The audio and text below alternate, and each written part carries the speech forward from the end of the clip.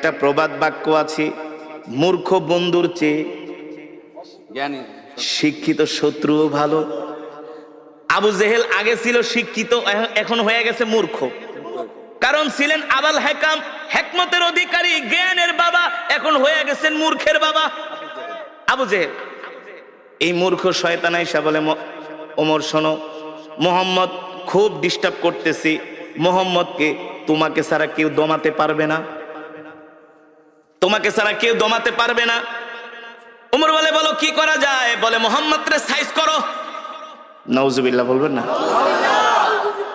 আরে আল্লাহ নবীকে সাইজ করবে পৃথিবীতে এমন কারো ক্ষমতা আছে নাকি? শক্তি আছে নাকি? এই কোরআন তো কারো বানানো কোরআন না, এই কোরআন তো আল্লাহর জবানের কালাম। যে কোরআনের বিরুদ্ধে কথা বলে সে আল্লাহর বিরুদ্ধে কথা বলে। আর আল্লাহর জমিনে আল্লাহর নেয়ামত খায়া যে আল্লাহর কোরআনের বিরুদ্ধে কথা বলে